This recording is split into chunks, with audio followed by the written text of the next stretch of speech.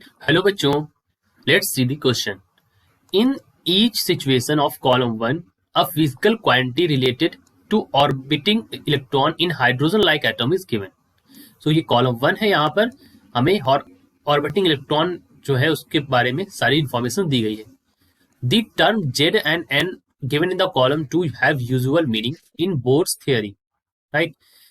So we have to match the quantities in column 1 with the terms they depend on it in column 2. So column 1 को column 2 से हमें match करना है. The condition is that there is a orbiting electron in the hydrogen like atom. Okay, और यहाँ पर bore theory का हमें यूज करना है. So इस क्वेश्चन के लिए जो हमारा की कॉन्सेप्ट होगा बच्चों वो होगा यहाँ पर बोर थ्योरी के बारे में बात करी गई है. सो बोर थ्योरी एक साइंटिस्ट थे जिनका नाम था नील बोर, और इन्होंने 1913 में 1913 में एक बोर थ्योरी दी थी और उन्होंने बताया था कुछ इंपॉर्टेंट चीजें उससे रिलेटेड. जैसे उन्होंने सबसे पहले उन्होंने बताया था एनर्जीज के बारे में भी उन्होंने बताया था that E is equal to -13.6 यहाँ पर इन्होंने बताया था n by n Z square by n square, इस तरह से इन्होंने बताया था. दूसरा इन्होंने बोर क्वांटाइजेशन कंडीशन भी दी थी जिसको हम बोलते हैं बोर्स क्वांटाइजेशन कंडीशन के नाम से जानते हैं, राइट. सो इसमें इन्होंने बताया था कि जो इलेक्ट्रॉन है वो उन्हीं ऑर्बिट में रोटेट करेगा जिनकी एंगुलर मोमेंटम की वैल्यू जो है वो quantized that is L is equal to n h that is n h by 2 pi, right. So ये सब बोर्स की थ्योरी से हमें पता चलता है, राइट. अब अपने क्वेश्चंस में आते हैं. तो यहाँ पर क्वेश्चन में कहा गया है ऑप्शन नंबर 1 में the frequency of orbiting electron is. So first part of the question frequency हमसे निकालने के लिए कहा गया है. अब फ्रीक्वेंसी निकालने के लिए हम क्या करेंगे, हम यहाँ पर इसका यूज करेंगे that F is equal to m Z square e to the power 4 by 4 pi epsilon naught square h square n cube. यानी कि हमारा यहाँ से फ्रीक्वेंसी का निकालें तो बाकी सारी चीजें कांस्टेंट हो जाएंगी, तो हमारा बचेगा F is directly proportional to Z square by n cube. ये हमारा क्या बचेगा, फ्रीक्वेंसी का फॉर्मूला बचेगा यहाँ पर. तो हमने देखा F जो है किस डायरेक्टली प्रोपोर्शनल है, जेड स्क्वायर के, और इनवर्सली प्रोपोर्शनल है n क्यूब के.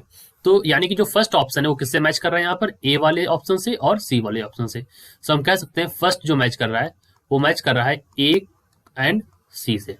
सिमिलरली हम सेकेंड पॉइंट के बारे में बात करते हैं कॉलम 1 में.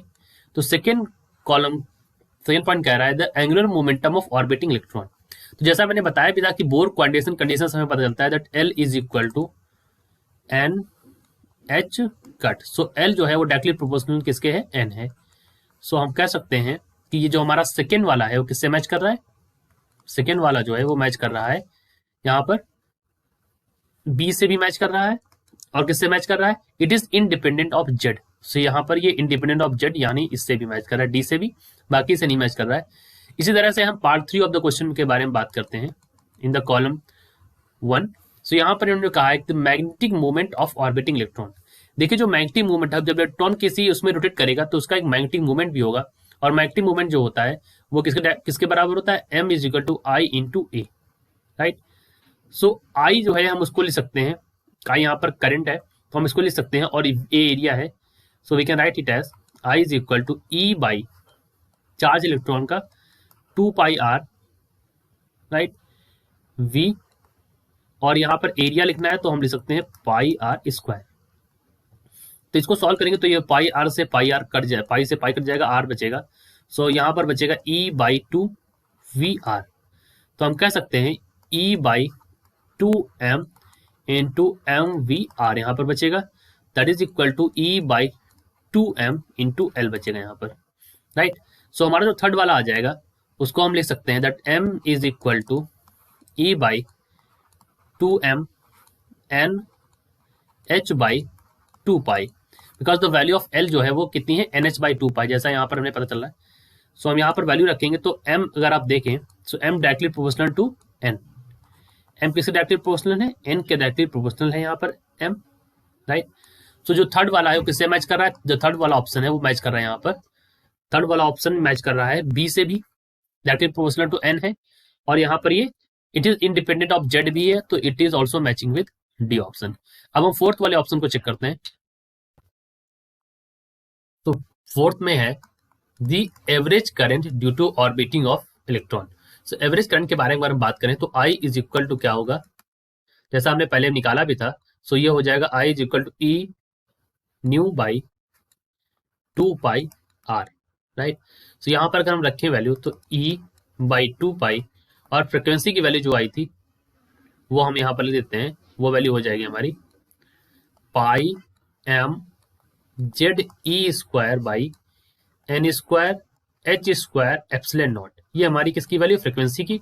और 1/r की वैल्यू यहाँ पर हो जाएगी Z e square by 2 epsilon not an into H. अगर आप यहाँ देखें तो i इज इक्वल टू हो जाएगा, i is directly proportional to Z square हो जाएगा, यहाँ पर Z into Z, Z square हो जाएगा। और नीचे यहाँ पर क्या हो जाएगा, एन स्क्वायर और ये एन और ये एन स्क्वायर मिलकर बन जाएगा एन क्यूब। तो जो करंट होगी हमारी, एवरेज करंट होगी, that is directly proportional to Z square, यानी कि ए से मैच करेगा ये, और it is inversely proportional to n cube, यानी कि सी से मैच करेगा, राइट। सो अगर हम अपने मैचेस को देखें तो हमारा जो फर्स्ट वाला ऑप्शन है उसमें हमसे फ्रीक्वेंसी के बारे में कहा गया था। तो फ्रीक्वेंसी में आपने देखा frequency is directly proportional to Z square by n cube, यानी कि जो फर्स्ट वाला है वो किससे मैच कर रहा था। So option number 1 matches with A and C. Similarly अगर हम सेकेंड वाले पार्ट में हमने देखा एंगुलर मोमेंटम के बारे में, तो एंगुलर मोमेंटम में आपने देखा l is directly proportional to n आ गया था। तो सेकेंड वाला ऑप्शन किससे मैच कर रहा था, सेकेंड वाला ऑप्शन मैच कर रहा था बी और टी से, राइट, बी और डी से। It is directly proportional to n, it is independent of Z. Similarly अगर हम थर्ड वाले ऑप्शन को दोबारा देखें तो थर्ड वाले ऑप्शन में मैग्नेटिक मूवमेंट के बारे में पूछा गया था। तो अगर हमने मैग्नेटिक मूवमेंट निकाला तो हमने देखा m is directly proportional to n आ गया था, यानी थर्ड वाला ऑप्शन भी हमारा जो है वो किससे मैच कर रहा है, बी से मैच कर रहा है और डी से मैच कर रहा है, राइट। सिमिलरली अगर हम फोर्थ वाला जैसा देखा हमने अभी, तो फोर्थ वाला ऑप्शन भी किससे मैच कर रहा है, आई जो है वो जैसा आपने देखा जेड स्क्वायर और एन क्यूब का डायरेक्टली प्रोपोर्शनल है, so z square by n cube. So fourth वाला ऑप्शन जो है मैच कर रहा है ए कॉमा सी से। सो ये हमारा मैच हो गया, राइट। सो यही हमारा यहाँ पर आंसर हो जाएगा that column 1 of this part matches with column 2 with this part. तो a comma c, b comma d and b comma d and a comma c, ये हमारा मैच है। I hope you understood. All the best.